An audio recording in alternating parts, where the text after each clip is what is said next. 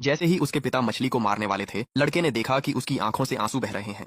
दयावश उसने पिता के जाने का इंतजार किया और चुपके से मछली तालाब में छोड़ दी। तभी जान बचाने के बदले मछली उसके लिए एक पुराना चाकू ले आई। जैसे ही लड़के ने उसे पकड़ा, उसकी जंग उतर गई और उसे सुनहरी रोशनी चमक उठी।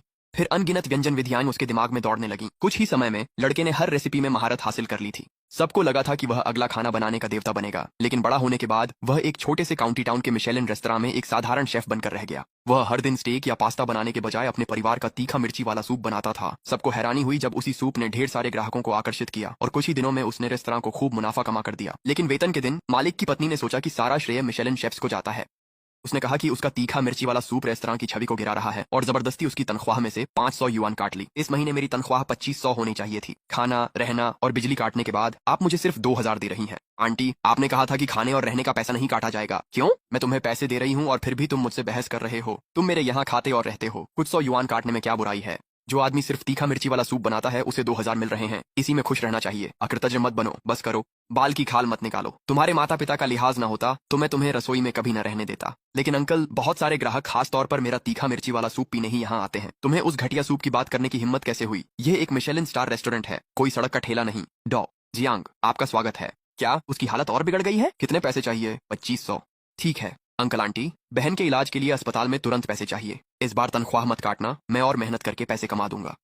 अब ये क्या नाटक है? देखो, मैं यकीन नहीं करूंगा। अगर तुम्हारी बहन बीमार है भी तो हमें क्या? ठीक है, मैं ये नौकरी छोड़ रहा हूँ। मेरी 1000 युआन की जमा राशि लौटा दें जो मैंने दी थी। नौकरी छोड़ रहे हो, खुद जा रहे हो तो पूरी जमा राशि जब्त हो जाएगी। तुम इतने निर्दयी कैसे हो सकते हो? तुम मेरी जमा राशि भी रख रहे हो। अगर मुझे रखना है तो रखूंगा, अगर हिम्मत है तो जाओ मुझे मार्केट सुपरविजन ब्यूरो में रिपोर्ट कर दो। ठीक है, मैं इसे याद रखूंगा। जमा राशि रख लो, बस बाद में पछताना मत।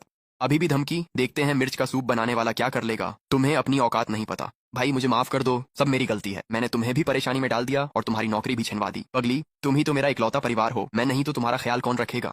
ज्यादा मत सोचो, हम तुम्हारा इलाज करवाएंगे, बस ठीक होने पर ध्यान दो। मैं वादा करता हूँ एक दिन हम यहाँ से निकलेंगे और एक बड़े घर में रहेंगे जिसमें बड़ी बड़ी खिड़कियां और हीटर होगा। दादाजी, माँ, पापा, मैं निकम्मा हूँ। मैंने शियाओनियन को भी अपने साथ तकलीफ दी। आज से मैं लिन परिवार की मिर्च सूप रेसिपी को आगे बढ़ाकर बहन का इलाज कराऊंगा। मैं उन सबको पछताने पर विवश करूंगा जिन्होंने हमें अपमानित किया। सूप की जान उसका शोरबा है। इसे ताजा भेड़ और गाय के मांस से बनाना जरूरी है। वुडियर मशरूम, लिली और ग्लूटेन अच्छे होने चाहिए। कोताही नहीं चलेगी। आटा हाई ग्लूटेन हो वरना बनावट बिगड़ जाएगी। पर जेब में सिर्फ 100 युआन है, मुझे बचत करनी होगी। क्या वो शियाओ चेन नहीं है? तुम यहाँ इधर उधर क्यों घूम रहे हो? क्या तुम सूप बनाने के लिए मांस खरीदने नहीं आए हो? मैंने तुम्हारा सूप पहले भी पिया है, वो सच में असली स्वाद वाला है। जियांग आंटी, मैंने फूमन पवेलियन छोड़ दिया है। तुमने छोड़ दिया?